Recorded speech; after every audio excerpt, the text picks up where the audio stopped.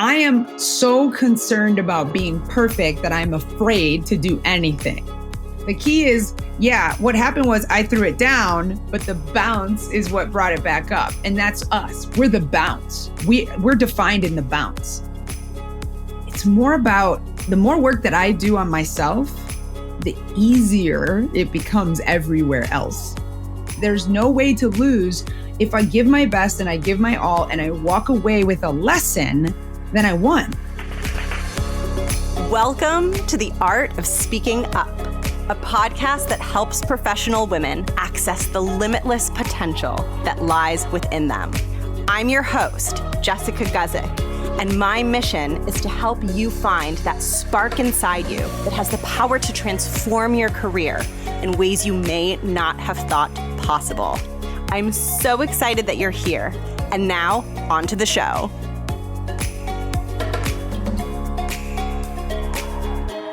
Welcome to the show. Thank you so much for tuning in. It's wonderful to have you here. I hope you're having a beautiful day.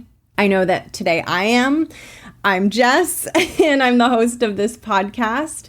I had a career in the corporate space, a very successful career as a corporate strategist. And at this phase in my career, I am a full-time podcaster, and I'm also a coach for women in the 9-to-5 space. I help women find their voice. I help them build confidence. I help them get promoted and get on the career path of their dreams. So if those are things that you want, you are definitely in the right place. Today, I have a return guest, Bryn. I had her on almost exactly a year ago. Her first time on the show was October of 2020. So we've really come full circle, and I enjoyed that conversation so much. I knew I wanted to have her back again. I knew there was more that I wanted to talk about with her. And if you are someone who is interested in the inner work and mindset and how to change your career from the inside out, you will love this conversation.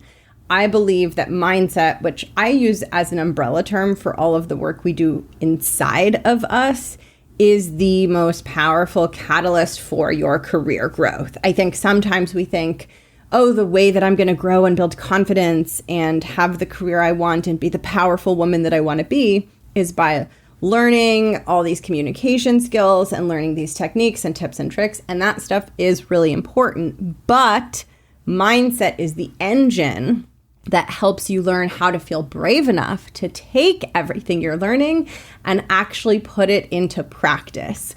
In addition to knowing what to do, you need to be able to give yourself that little nudge, that little prod to do these brave, scary actions so that you can bring your voice out and get recognized and evolve into a powerful leader. And I'm so excited for you to meet Bryn, hopefully for the second time. I will link her first episode below in case you want to go back and hear part 1.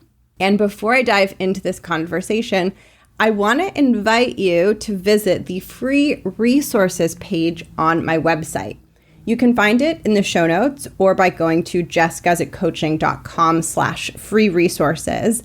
And I have a few different things on there, and I suggest you grab them all.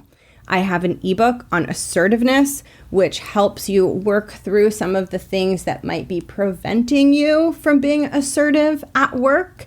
I also have a free 3-part video course called Speak Like a CEO, which teaches you the 3 foundational skills of executive presence and communicating like a true executive so that when you speak in a meeting, people watch you and think, she knows what she's talking about. She's confident. She's authoritative. These skills are intended to help you achieve that result. And you will also find a workbook on your professional reputation that goes with episodes 148 through 150 to help you define what you want your professional reputation to be and identify the places where you can start building it. To grab 1 or 2 or all 3 of those resources, go to jessguzikcoaching.com/free resources or pop into the show notes to find the link. And now let's meet Bryn. I hope you enjoy this conversation. I had such a good time talking to her. So let's dive in together. Awesome. All right. So my name is Bryn Drescher. I help elite athletes manage the mental and physical demands of their sport so that they can master the skills necessary to scale to the highest heights that they want to go with their sport, even if they're not well known or highly recruited. Ooh, that description already got me pumped up because like I can feel like the mojo of your mindset work in that description. Good. I love it. And before we even dive into mindset, actually, maybe we can give a little perspective to people listening of like, okay, Bryn works with athletes, and I'm sure there's some athletes listening, but many of the women are just kind of in that corporate 9 to 5 space. Mm-hmm. Why does this all matter for them? I think it's important because athletics is just the vehicle, right? And so corporations or the job that you're in is just the vehicle on how we're shaping ourselves or developing ourselves or our mindset, right? So in any sort of pursuit, you're just pursuing excellence, the best you can be. And so your vehicle may be, like I said, corporate world, 9 to 5, whatever it is. And that's what's going on for my athletes. So how it relates is, if you think about it, there's a lot of demands on us in this world when we're trying to go for the highest heights of our career, whatever that is, in whatever modality we choose. So I think it's really important just to recognize that whatever I share today, it's still applicable to you, even if I use a sports analogy or anything like that, because the major thing for you to get is that I am just focused on the mindset of the athlete, and then they're going to use that to plug it into the sport that they love. But ultimately, I'm just after making better people in this world. Oh my gosh, I love that. And the word excellence really stuck out to me. And it really made me think about like this distinction between perfectionism and excellence. I would love to get your thoughts on that. Yes. So there's a difference, obviously. Perfectionism is a paradox, right? It's this idea of standing still. So I am so concerned about being perfect that I'm afraid to do anything. So in excellence, the thing about excellence is the only way you got better at something, see, confidence, let's talk about confidence too in the pursuit of excellence, right? It's like, how do you develop confidence? Repeated actions over time. That's it. Repeated action over time. I'm an excellent walker because I do a lot of walking. That's it. I've gotten better at it. I'm a great talker because I've done a lot of talking, right? And when you plug that into whatever you do, right? So we become excellent and confident in repeated actions over time, but there's going to be some mistakes. There's going to be some missteps. But see, the thing about it is that it's still so many lessons and feedback and then adjustments in that process. In the pursuit of excellence, as you're developing in anything, you're going to have mistakes. You're not going to be perfect. But the one thing, there's a great movie that I like called When the Game Stands Tall, and I always resonated with this, and it's a perfect effort. A perfect effort. So not a perfect game, but a perfect effort. As long as you're giving it your best, then whatever you produce is going to be perfect in the sense that you gave it a perfect effort. And there's going to be lessons and tweaks and things. And then there's another opportunity to give your best from that new point of the last time you gave your best. So I think that that's a good distinction to make, because perfectionism is where I am actually setting myself up for failure from the beginning because I'm pursuing something that one can never achieve. There's no such thing. And so to go back to sports, ladies, those of you that are in corporate, if you're not familiar with sports, there's no such thing as an 100% shooter in basketball. Not even Steph Curry, Michael Jordan, LeBron James, names you may have heard of before, have made 100% of their shots. They've all gotten excellent in their pursuit of being great shooters. They've missed more shots than most of us will ever take in a lifetime. And so I think that's really important for us to recognize that perfectionism has no place in a pursuit of excellence because they don't go in the same direction. I love that so much. And I think it's such a helpful reminder. And I think it's so easy to fall into a trap of like, no, but like if I don't do it well now, it means I can never do it well, because it can be scary. Like, let's say you're building a skill that you're not so good at or that you've never done. You do have to take that leap of faith when you're getting better at it, that like, no, just because it's hard now, it's going to feel different in the future. And I think that could be a really uncomfortable space to go to. Absolutely. So I tell my athletes, for example, like after you miss a shot, right? And so like you have a missed opportunity at work or you make a mistake, right? Typically what we're doing is we're so down on ourselves that I always say, like, your team is one man down. Most of my athletes compete in the sport of basketball. So I'm going to use a lot of basketball analogies, but I ran track. I've got ice skaters. I've got esports people. I've got volleyball players. I've got them all. Okay. But I want to get this. In any opportunity, your team is one man down, and sometimes you're just the team of you, because, but the whole point is that you're not available to what's happening in the now, which is no opportunity wasted or next opportunity waiting, whichever way you want to look at it. Okay. In the now is the only place you can create.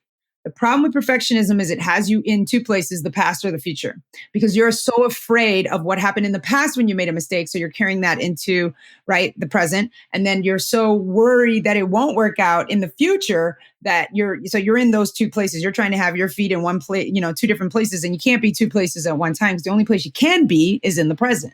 So if you're just willing to take the risk of putting something out there, right, or taking some effort, then all of a sudden you'll have some feedback. And from that feedback, you're going to learn, and you're going to realize that this probably, wow, that wasn't as hard as I thought it was going to be, right? But while we're sitting here looking at the whole of the task, it's just so monstrous, and I want to be perfect. I want to do so good and a lot of that has to do with our worth, right? Because we believe that if I don't do a good job, I'm not good. That's also important to get clear on. What is your motivation, and also how to distinguish what you do from who you are. Oh, there's so much good stuff in there. When you talked about the past and the future, it really reminded me of how our minds just can cook up so much. And until we take it out of our brain and look at it, those projections can feel so real, right? And I'm curious your perspective. For me, that is so foundational to mindset of you just need to see that what your brain is doing is just a thing that your brain is doing. And you might be experiencing it as the truth or as really real, but it's actually not a reflection of the here and now. It's not always a reflection of the truth. I was just talking about this with one of my athletes yesterday. So it's like, well, I have a story that if I mess up, I'm a burden. Okay. And so it's like, wow. So where'd you get that from? That's a story we made up. And so now it's like, I can't mess up because I'm now making it difficult for everyone else around me. All right. And so we create these stories, and then we look for evidence of said story. And then we get to be right, but we're putting ourselves in our own prison or own box that we then feel like we're locked in, but it's unlocked, by the way. There's no lock, but then we're just like, I'm stuck in this cycle, right? So the whole thing is either change the story or change the action. And then the best way to do that is to challenge it, to challenge your fears. So if you have a story going on in your head, ask yourself, is this true? Is this true? Is it true? Because with my athlete, I said, well, okay, will people walk out of your life? Yes, but the people that matter the most, have they ever left despite all the mistakes you've made? Because you've made some whoppers, and I don't know the totality of my athlete's life, but I'm just speaking in general. We've made some mistakes. I come to you as making mistakes. I'm sure Jessica has some that she'd be like, whoa, yeah, I've got some mistakes, right? But the people that mattered the most stayed. They didn't leave. But we have this fear that we will lose something, loss and love.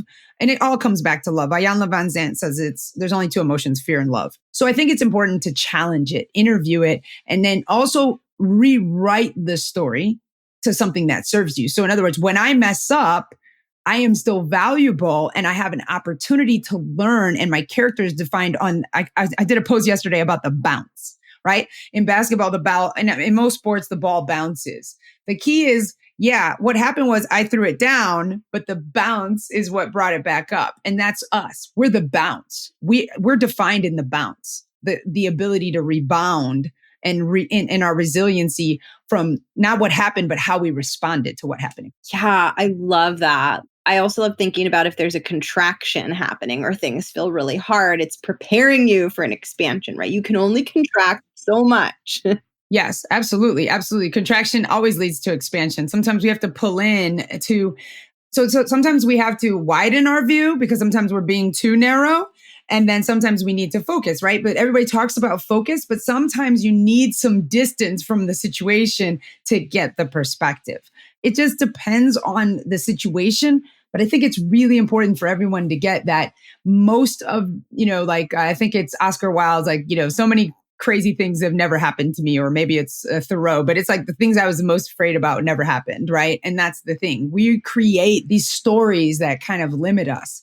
And then we live by that and we'll repeat it 1,000 times and we'll argue for it. And it really just comes down to like, yeah, you're going through something, but what's here to learn? What am I here to learn about? And then to be able to use that as fuel for your forward. Yeah. Oh, this is so fascinating. And it's making me think of limiting beliefs and also like a limiting belief that you're like super aware and you're like, I have this limiting belief and it is a limiting belief versus like ones that are unconscious that you don't realize that you even have that are just part of your model of like, well, this is just reality. This isn't a limiting belief. Yeah. So I want to talk about that because you use the word reality. All right. So everybody that's listening to this podcast, and I don't know if I said this, I feel like I'm having a deja vu moment. So I feel like I said this last time I was here, maybe. But we're all having a different experience of this podcast. Yeah. The person listening, Jessica, myself, right? So this big R reality doesn't exist. It doesn't exist. There's only your reality, my reality, Jessica's reality, whatever the case is. So I think it's really important to recognize that when it comes to a limiting belief, a belief is just a thought you keep thinking that you've allowed to harden into fact. And I put that in air quotes for those of you that might not be able to watch the visual version of this, because I don't think she does a visual version. Sorry, I'm just like, I'm showing you stuff that you guys can't see. But I think it's important that you grit that it's just a thought you keep thinking. So then we have to examine our thoughts. And like you're talking about, there's 4 stages of change. There's unconscious incompetence, there's conscious incompetence, conscious competence, and then unconscious competence, which we're all striving to get to, but it's the hardest stage of the process. So most of us don't know what we don't know, right? Like I want to change, but I don't know what to change because I don't even know that, like whatever. Sometimes it's just like, once you start to examine your thoughts, which just means you just start to become aware of them, like they're passing like a ticker on the bottom of the news or the Wall Street, numbers that you're watching. And then some you're going to be like, we need to start stamping them approved or denied. And that just means like, it doesn't mean that you need to become hard on yourself because it's okay. You're not your thoughts. So one, you have to separate that idea that you're your thoughts, but you just kind of need to be like, I like to use the analogy, and excuse me, Jessica, if you're not a nerd about these, but I love the Lord of the Rings movies. I think of Gandalf on the gate, you will not pass.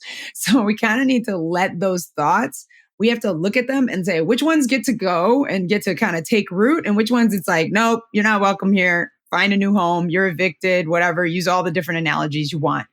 We just have to start sort of becoming aware of our thoughts and recognizing we're not our thoughts. And so when we have that thought, like, it'll never work out, like, where'd that come from? Well, all right. Well, how many things have I done that have worked out?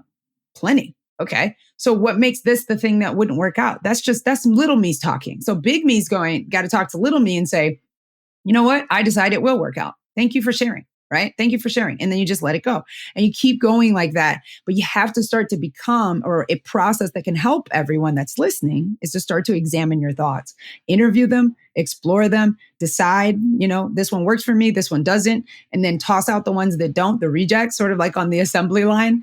And then from there, you'll get less of what you don't want and more of what you do want. But it's a process that takes some energy and effort because limiting beliefs are definitely there. And you'll hear your parents' voice come out of or some neighbor that influenced you or a boss that you used to have. And you're like, whoa, where did that come from? But sometimes examining it and figuring that out and pulling it out by the root. But if you can't figure that out, don't worry about it.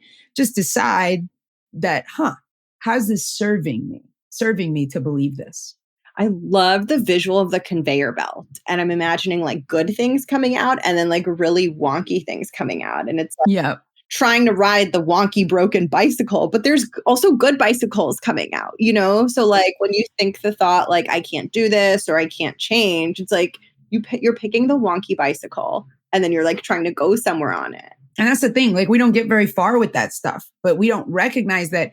And it's also like when I have 2 rules that I implement with all my athletes, which is, and I would encourage everybody listening to take on these 2 rules, regardless of whether you ever pick up a sport or compete or just do it recreationally. I don't care. This is about life because the biggest game we all play is life. So technically, I call my course the mental athlete because we're all mental athletes. We're all doing mental calisthenics all day long and all that. Rule number 1 is you create your reality. going back to what I said before, which is about reality is just of your own design. I'm having my own experience of this, whether I think I'm making sense, whether I think Jess likes me, whether I think you who are listening is finding value in this. I'm having my own experience of this whole conversation, right? So I create my reality. I can also make up a story that Jess thinks I'm a terrible guest and that, she's probably like, whoa, I don't know why I had Bryn back again, whatever. I could have all that mental chatter if I want, all right? So I could create that and I could be like, oh yeah. So someone could ask me afterwards, how did it go? And I'm going to tell a story about that. The question is, was that actually what happened? Right. And so the question is, but for me, yeah, because that's what I decided. Right. But for Jess, might be like, no, you were great. Right. Like, no, I didn't have any of that if I were to tell her what my experience was. So that's what I want people to recognize. So you create your reality. And then the question you need to ask yourself is, am I creating a reality I actually enjoy, that I actually want to experience? Oh my God. Okay. So you need to ask yourself that. So if I think the world is against me and it causes me to go through the world in a terrible, everything's so hard and it's unfair and it's unjust and the deck is stacked against me, is this fun for me to keep believing that? Okay. So am I creating a reality that I actually am enjoying or wanting to experience? Okay. And then rule number 2 is you take 100% responsibility for your life.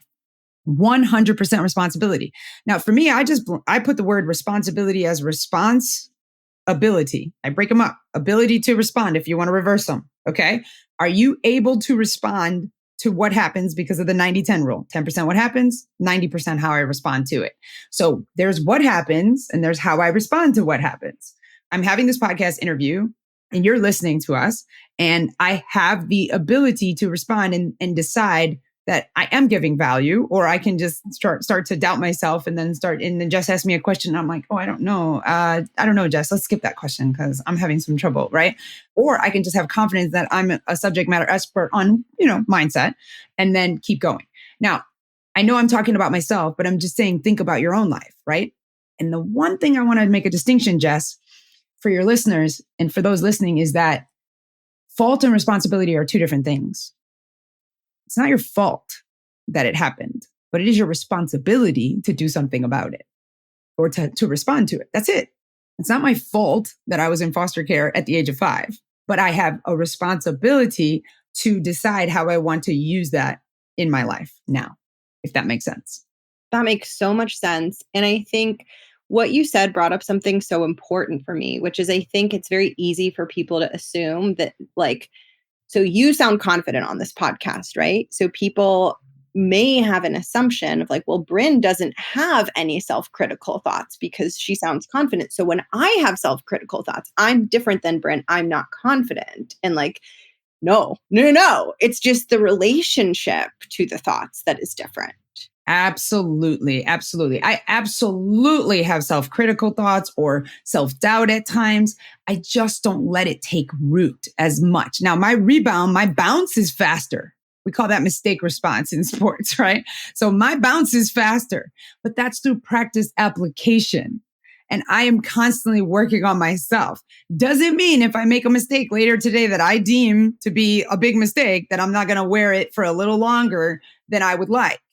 But I've gotten better at putting things in perspective through practice application. Again, my confidence is through practice application of taking those thoughts and, like you said, changing my relationship to them. I think it's really important that everyone get that, is that when you hear someone else and they sound like they have it all together, that's not the case. It just means that they've gotten to a place where they're able to manage it better, right? Because we're all those thoughts are happening and even at higher levels. Even your billionaire, Jeff Bezos, has something that eats away at him at moments. But some of the things that may eat away at people that make $30,000 don't bother him, right? Because he's got different problems at different levels, right? They say new level, new devil, right? So a new thing to sort of conquer, a new facet of yourself, because as you expand, the world will give you some different version that you will then have to, that will call you to the next highest version. So I think it's just recognizing that. And I think, Jess, you said it perfectly. It's all about your relationship to your thoughts, recognizing you aren't your thoughts and you have the power to do something about them. For sure. And I think when you're first changing that relationship, it requires trust. If you have been in a certain pattern your whole life and been in the thoughts your whole life, and then you start becoming aware and you want to make these shifts, that can feel very like scary and vulnerable. And it's like, oh my gosh, like, are Bryn and Jess lying to me? Am I going to make a fool of myself? Are they making all of this up? You know what I mean? Yeah, no, absolutely. You could totally say that. And we could be making it all up. Or you could just choose to say, no, it's absolutely correct. So in other words, if this is making sense to you, and this is like starting to speak to your spirit, because that's what happens, right? If it resonates with your gut or something inside of you, and you could be like, but they could be, this could all be not true. It sounds great and it feels great. But when I go back out there, but see, that's again, you're now making a story that's moving you away from something. So now there's, what's the word? Cognitive dissonance. So you have the moment where that you were like feeling in resonance, and then you go to dissonance because you're like, oh, but that doesn't resonate with my worldview. So then again, do I want to change the story or change the action? I'm going to change the story of my worldview so that this does fit in there, because I'm making up the story anyway. So I might as well write a story that actually has me as the hero instead of everyone else. Yes. Oh, I love that. I want to hear what role patience has played both like in the evolution of your mindset and with the people that you support. Where does patience enter into this equation? Yeah. So there's been so many times in my life that I feel I have definitely said this out loud. So I'm just going to say it now. Why do I always have to learn from a mistake? Like, why is it always that I make the mistake, the terrible mistake? And then I'm like, oh yeah, great lesson. For some reason, I just don't, I feel like I don't get the one where I get the win before the mistake, right? In the process, what I recognize is that everything we ever learned we did from a mistake, it's just the way it is. It's the process. And so recognizing that life is a journey and not a destination, like focusing on the process versus outcome is so important. And that's why you have to have patience, because for me, what I recognize is I'm never going to be done. Mm-hmm. I'm never going to be done until the day I take my last breath on this earth, right? I'm never going to be done developing, learning, growing. And growth and success all happens outside your comfort zone. Therefore, there's going to be some mistakes because I'm in an uncomfortable area. I'm not as familiar. I'm not as confident in that outside space than I am in these other spaces. So patience has been something that's really important for me, is to recognize that it's more about the more work that I do on myself, the easier it becomes everywhere else. Mm-hmm. Instead of thinking that I have to always go out and make everything and kind of choose the hard journey of like, I got to go make it happen.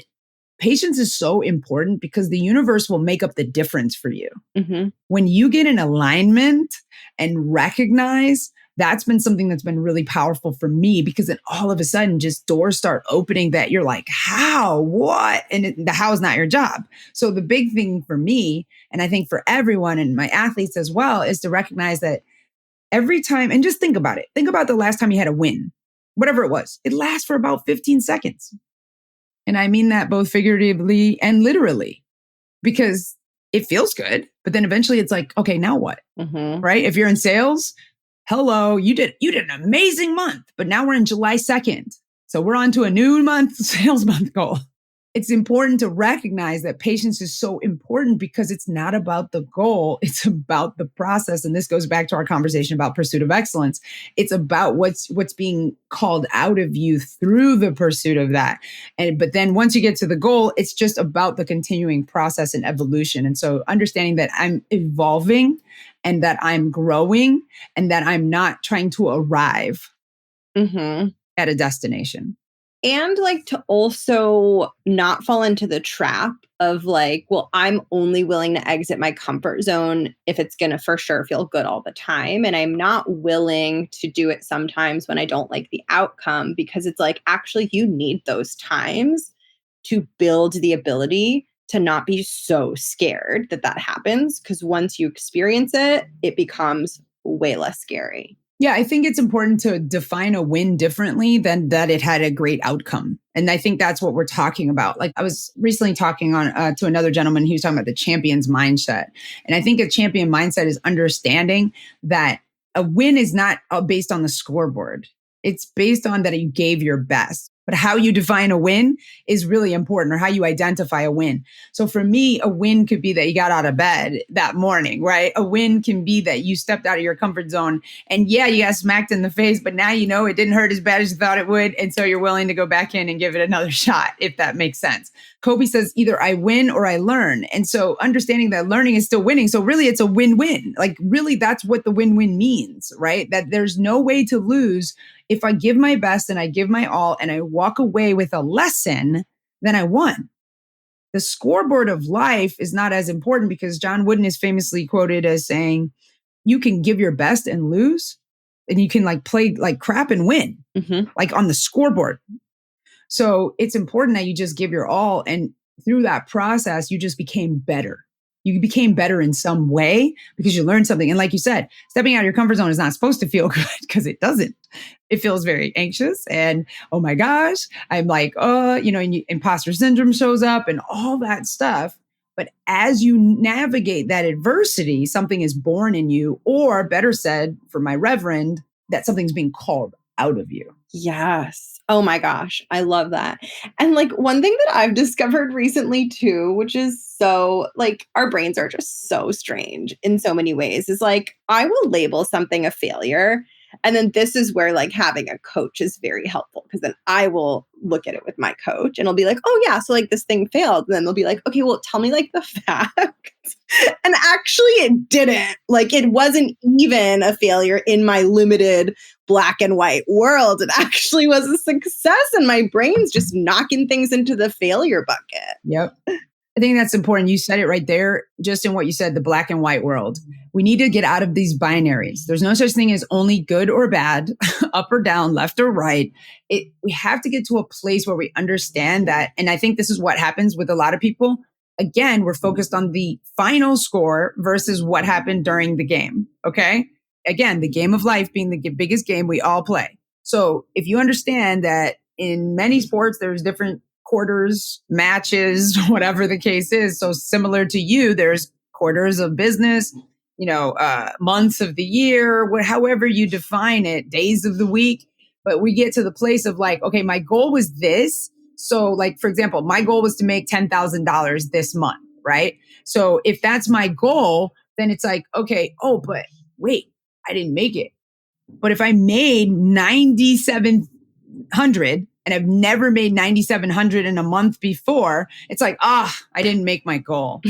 What are you talking about? If you didn't have a goal of 10,000, you would have never made the 9,700. So now, and what did you learn in that process? And how can now next month, your goal should be not 10,000, but 15. Because now like I'm going, okay, I'm moving the needle because I got close enough. Right? And what I learned in that is going to make sure that I make 10,000 next month because I know how to do it now. I know how to get as close as possible, or if not, or it's going to call something out of me, or there's a moment where maybe I stopped pushing for part of the day, but it's not. So it's like, okay, 9,700 is a big win.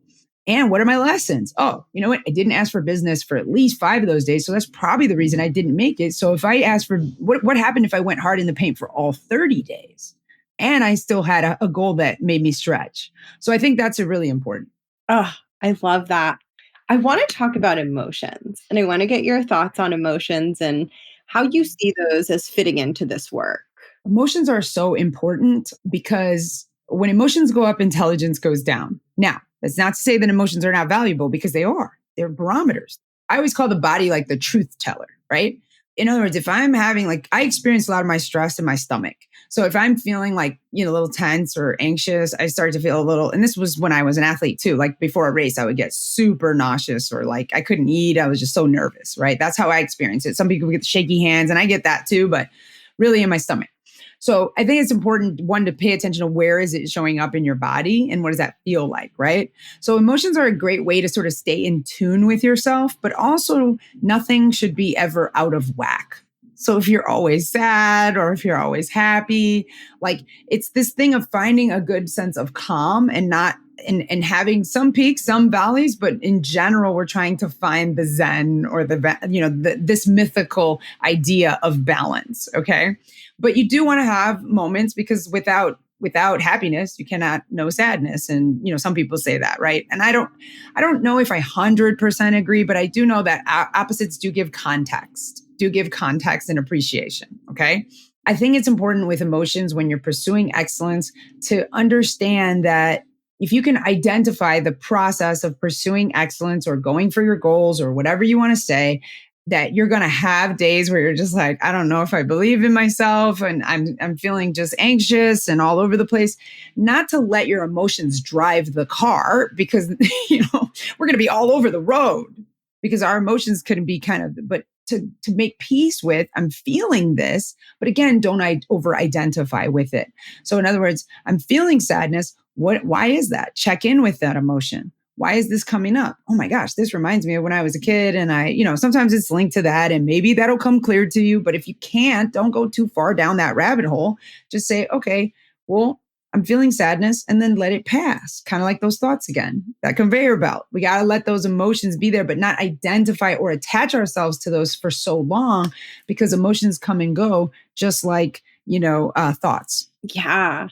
I think sometimes we don't realize what lengths we're going to avoid a hard emotion. Absolutely. I think we do a lot well, it's like, okay, I'll give you an example.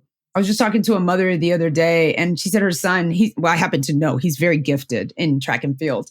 She said, well, like he'll just decide not to kind of phone in a race sometimes. And so he's decided to perform at less than his capacity because he doesn't want to risk the emotion that he might feel if he loses, right? And just to use that for the rest of us in our lives, we try to play it safe or we try to even hurt other people so we don't have to, so we're doing all of these things, but it's kind of a self-fulfilling prophecy because it doesn't really work, right? I'm doing all of this, even in my relationship. I'll do a lot to try to avoid making my girlfriend hurt, but then somehow she'll end up getting hurt and I'll still get the feeling of that even through my process of trying to manage all that instead of just being authentically like, hey, I'm feeling something here. Let's talk about it. So it's really important to allow, like I said, make a good relationship with your emotions because I don't believe they don't have a place. Like I said, I think they're highly valuable. And I think that, when you, just like anything, if you stuff it down long enough, it's going to come out somewhere else that you don't want it to be. So I think it's really important to make peace with it and to take them along with you. Just don't let them drive all the time. They're just indicators. I heard a great analogy, and I think I said this last time I was here too, because again, having another moment. Emotions are like those things on the road that like make a loud noise if you go out of the lane. Like to wake you up, the rumble strip kind of like, whoa, I'm off the lane there.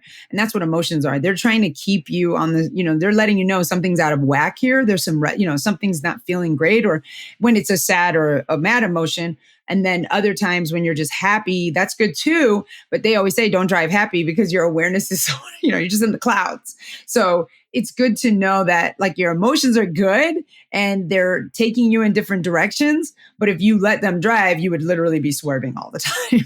Yeah, it's so true. And like, that doesn't mean don't feel that. No, not at all. Yeah, I think it's such an important distinction because I think so often, especially in a corporate space, people feel like they have to have a really thick skin and all that stuff. And I think that there's something to be said about finding spaces in our lives to feel what's coming up.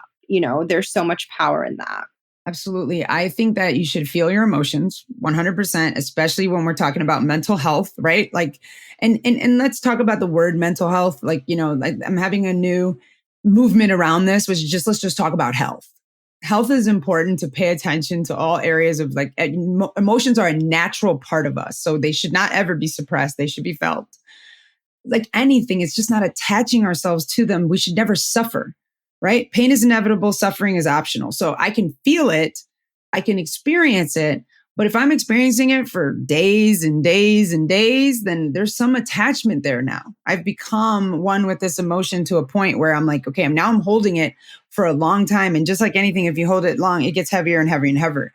So we have to get to a place where we feel our emotions, we allow them to pass. And for whatever season that is, but we also recognize that we are not our emotions. Again, not that this is not, I am not sadness. I am experiencing sadness right now. And I know that this too shall pass. So I think that's important. I love that. And speaking of this too shall pass, I'm really curious of your perspective. Like if you're working with someone and they're kind of in like a messy middle, right? They're kind of like in a harder patch of their growth and you can see that their mind is kind of getting the best of them. How are you thinking about that? Like what are you trying to guide them towards? The biggest thing that I would use in that instance, if I have clients in that situation, or the biggest things that I do use is one, I want to say, okay, all right, well, what is one thing that you can be grateful for even in the midst of this? So for example, we all just went through a really, interesting time in the world, probably one of the, I would say, I guess with world wars and whatnot, but like definitely in my lifetime, the last time I remember the entire world experiencing one thing at the same time in every country, in every corner of the earth, it would seem, right? But when we look back on the last year, despite all the loss, despite all the difficulties, it's like, what was something that you could be grateful for even in the midst of all that? So, and like, as I'm in this dark, messy middle, right? I'm grateful that I have the ability to just sit. I have the luxury to sit in this right now. That, because I get to feel this. I have to, right? I would just work with them because I call it the gratitude ladder. You're somewhere where you're stuck, right? And you need some way to get some perspective. So even if you only go from, dare I use the word depression to anger, that is momentum, if that makes sense. And so if we can find a way to go somewhere on that scale, we get some movement in some direction through perspective of gratitude or just reflecting, like you kind of said, like, hey, I'm a failure. I'm having a really tough day. I can't believe everything fell apart. And it's like, okay. And well, what are you grateful for in the process of pursuing this failure? In what you're feeling right now, is there anything that you could be grateful for? And they might say no. I say, okay. And I'm going to keep working at it. So I'm going to come at it as many different ways because my job as a coach is to give you some perspective. Because I have some altitude on this situation. I have a little bit more of a bird's eye view, and I'm not as attached in my identity to what you're going on. Obviously, most coaches don't coach themselves because we equally are just as blind to our own blind spots, right? But that's what a coach does.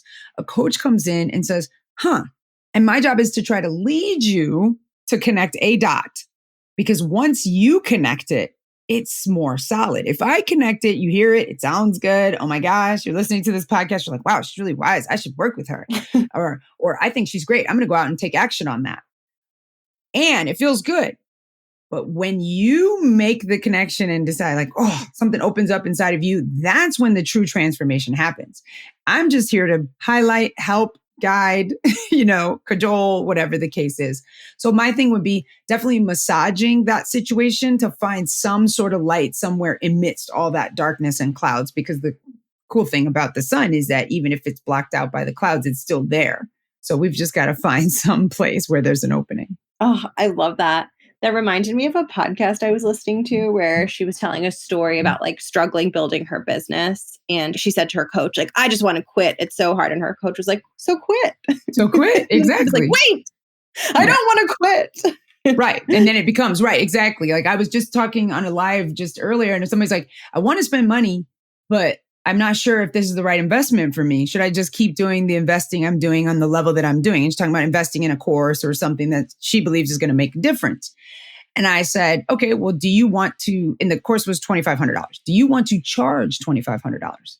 Yes. I mean, her yes was so clear. Yes. Okay.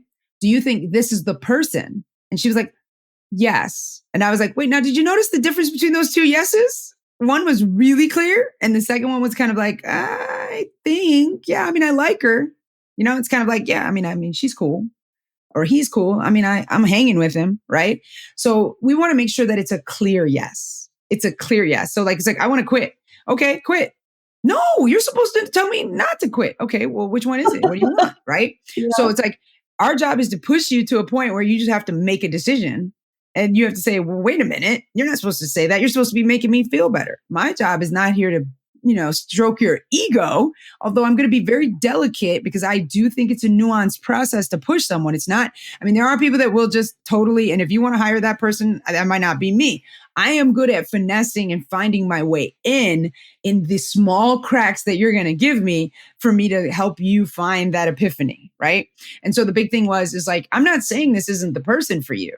I said, but you need to be clear that this is the avenue you want to go in, because that's what the universe rewards, is that clarity. And if you're not clear, then get it, well, I'm hiring this person because they are a clarity coach. Well, then but it's like, but I like them to be the one that's going to, shine the light in my darkness. So I think it's really important to make sure you resonate strongly with your decision to move forward in whatever decision you're looking at, whether it's to work with somebody, whether it's to end your business. But it's like, you really just, you're looking for somebody to join in with your complaints. Like, you're right.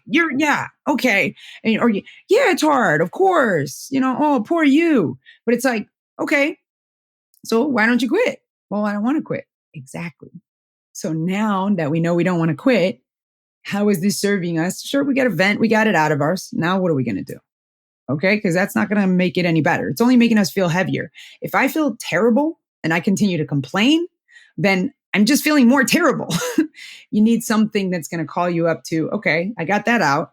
Now what? Yeah, it's true.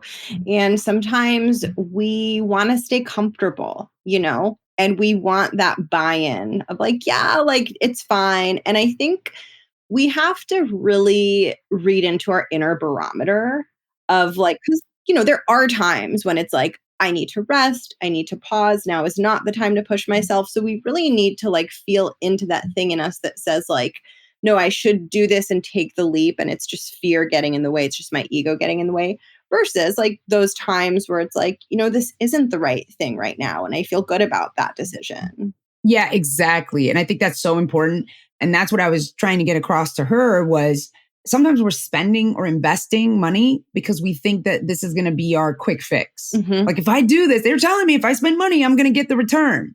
And so I'm going to do it. I'm like, I got to jump on this. But if you're worried, if you're doing it because you're like, oh, I'm afraid I'm going to miss out on this opportunity, but I'm not, I'm not really ready. Like you have to have some sort of resonance with this is the right time for me.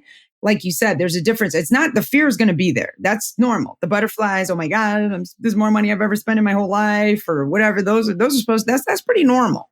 It's just when you're not clear and you spend money in not clarity, then you're going to get not clarity in return. So we have to at least be clear that this is the step that I'm taking. I don't have to have all the answers. I want to make that clear. Okay. I don't have to have all the answers, but I know that by spending this money, it's going to come back to me tenfold. I don't know how.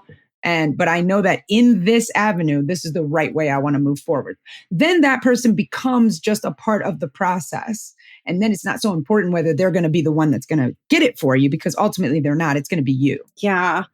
I think that ability to become a really strong decision maker is a huge confidence booster, to like hone your decision-making process, to make powerful decisions, to not indulge in second guessing. When I think about like what has contributed to my own growth, one of the biggest ones is changing my relationship with decisions, which I'm still in process of. It's ongoing, but I think that's an underestimated thing. Absolutely. And so the biggest thing for you to look at, and not you, Jessica, but anyone listening, is that look at your language. Are you a sort of kind of, I don't know, whatever you want type of person?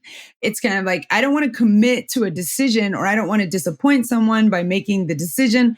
And we can get decision fatigue, especially if you're boss women listening and you're just ready to lay it down and you're like, I make decisions all day at work. I want to come home and not have to make decisions in my life. So I feel that. I've definitely feel that as a woman that's definitely in her masculine most of the day, or, just kind of feels like I skew more on the dominant side of things. So I feel that. And oh my God, I love when I'm just decisive, because if you've ever been around women that are fully in their feminine, it's just a bunch of people going, well, whatever you want. I mean, it's fine. Do you want it there? I mean, if that suits you. And it's like, somebody has to come in. And this is why we're all masculine and feminine energy. It's not about having a man present, that somebody has to say, okay, so decided we're going to put it here. Okay. Because it's never going to end up where it needs to go if we're all just like, hey, listen, you go first. No, you go first. I don't need to go first. You go first. Somebody has to go first. We can't both walk through the door at the same time unless the door frame's wide enough for both of us. So it's important that we get to a place where we understand that making a decision, and this is powerful too, saying no to something is saying yes to yourself, right? So like if I can say no to you, then I have the ability to honor how I feel. And that is powerful. But it's hard for us sometimes because we want to be people pleasers. I don't want to let that person down. I don't want to say no to them. I want to help them. You know, I had somebody reach out to me recently and was like, hey, I need a favor. And I didn't know them very well. For them to be asking the favor they were asking, it was a lot. And I felt bad because I didn't want to say no, but I didn't, the yes felt wrong. So I had to say no to them just to honor myself, even though I didn't want to be the person that couldn't say yes to them, if that makes sense. But what I realized is it wasn't saying yes to them, it was saying yes to me. Mm-hmm. And so like it was saying yes to me by saying no to them. And so you have to, that's kind of a way that you can get a win-win where you're like, okay, this is a yes for me and a no to them because it's a yes for me. Oh my gosh, this is so good. We might have to do part 3 because I'm like, we haven't even talked about people pleasing and there's so many things we can dig into. I know. Yeah. Okay. Tell us where we can find you and what it's like to work with you. The best place to find me is Instagram. I have a podcast. I want to talk about this because I haven't talked about it enough. I have a podcast called The Mental Advantage Podcast, and it's all about interviewing athletes, former athletes, people around the sports world about their journey through sport and their perspective on mindset and the mental game. So while you may not be an athlete, you may not be interested in athletics, there's a lot of lessons through that process. Okay. Secondly, you can find me on Instagram at Bryn Drescher, which I know Jessica is going to put in the show notes, as well as my website, bryndrescher.com/speaking. I do speak. So if you need to hire me to come speak somewhere, that would be great. And to work with me, you can work with me either one-on-one or you can work with me in group coaching environments. Okay. Typically, yes, right now I am focused on athletes, but I have had people say, do you only work with athletes? Well, it depends. Obviously, I'm going to want to talk to you, find out if we're a right fit. The young lady that reached out to me ended up not working with me, but we had a great conversation because, you know, I definitely will make sure that this is the right fit for both of us. And so ultimately, what it's like to work with me is we're going to go through my 5-step process. We're going to find out where you're stuck and I'm going to help you get unstuck. But with my athletes, I just take them through the process of becoming more self-aware, more self-directed, more self-led so that wherever they're standing in the way of their achievement to their goals of going the highest that they want to go in their sport, I help them get clear on that, articulate it, and move out of the way. Awesome. And I'm going to link all of your stuff below. And it's time for the closing questions. Ooh. So yeah, you'll get like slight revisions on them since you're a returning guest. So for the question about the name of the show, The Art of Speaking Up, what is one thing that you would want to message to someone who still doesn't quite feel confident in their voice and in speaking up? I don't know if I said this last time, but this has been something I've been talking about a lot lately. So I'm just going to speak to it because that's what comes up for me. I like the word up in speaking up. Every time you use your voice, you call someone else up. Because no matter how articulate you may think I am or gifted, or Jessica from listening to her podcast and be so awed by the fact that she has umpteenth amount of episodes and just is, killing the game, there is someone that you can reach that we can't. There's someone that you can minister to that just doesn't matter. They're not going to hear me. They're going to hear you. My encouragement is that you owe it to yourself and to those people that you may never meet. And maybe you don't feel led, right? If you don't feel led, if you don't feel called by what I'm saying, then that's fine. But in you speaking up, you're calling up something inside of you and you're calling someone else up as well. Because in you taking that step to show up more fully, you are being an example for someone else that inspires them. And so that's why I like the word up in that, is because it's speaking up. You're speaking to the highest level of them, not the level they may be resonating at. And so by you taking that step out of your comfort zone, someone else will be led to do the same. And so I think it's just really important when you speak up to know that you're calling yourself and those around you up to a higher level. I love it. You're the first person who's pointed that out, and I love that so much. Nice. And for the final question, This was inspired by what inspired the show, which is just a time in my life and my career where I wasn't feeling very confident and really struggling to find my voice. What is something that you want someone to hear who is just trying to feel more confident, more empowered, believe in themselves, maybe get out of like a dark or stuck place? We sort of already said it, but this too shall pass. And I know like everybody says there's these cliche sayings, right? And so I get that. But what I want you to recognize is that you have developed an identity that has you stuck. And so when you decide, and I know this goes back to 100% responsibility for your life. Life is 10% what happens to you, 90% how you respond to it. I get it. Like I told you, I was in foster care from 5 to 8. Okay. I am, a child sexual abuse survivor. So I've had the dark night of the soul, so to speak. But the one thing that I recognize is to whom much is given, much is expected. And so what that means is there's a calling on you. And so you're just being developed for something greater because of what you're going through and moving through. And I think it's important to understand that you're moving, even though you may feel like you're standing still. There is momentum happening. It may not be happening at the pace you want it to. It may not be going, in the direction you feel it should. But the thing is, because you have gone or are going through this and will eventually get to the other side, you will be able to serve someone or something at a greater level. And once you recognize that this is just something that I'm going through that's developing me, because that's how the gifts are born through it's sort of like glass transforms, liquid hardens into steel, or glass, comes from really hot liquid and then hardens, same thing into glass or whatever. It has to be, heated up to this high temperature to make it transform.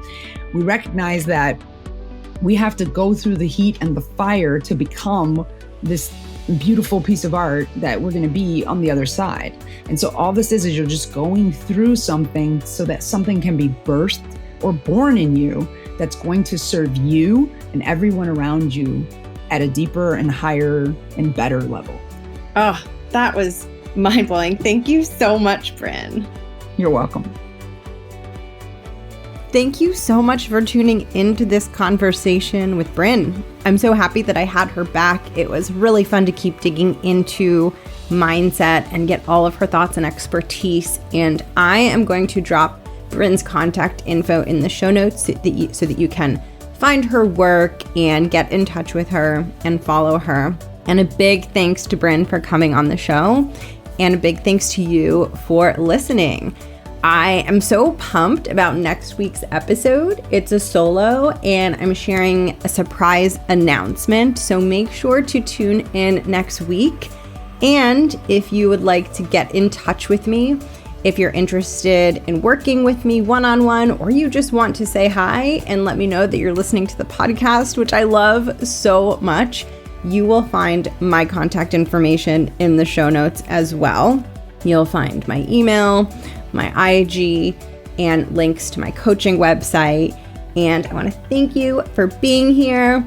And I really want to encourage you to think about taking this conversation and taking any pieces that resonated with you and finding ways to put them into action at work. I know I'm always selling you on putting the things that you learn here into action, because that is where the magic happens. That is where the change happens. That is where this goes from content and a podcast and entertainment to an agent and a catalyst for your transformation. It's when you build that bridge from listening to this to being like, what might I do differently? And oh my gosh, when you start to build that bridge, so much magic happens. And I really want that spark and that magic to start to happen for you.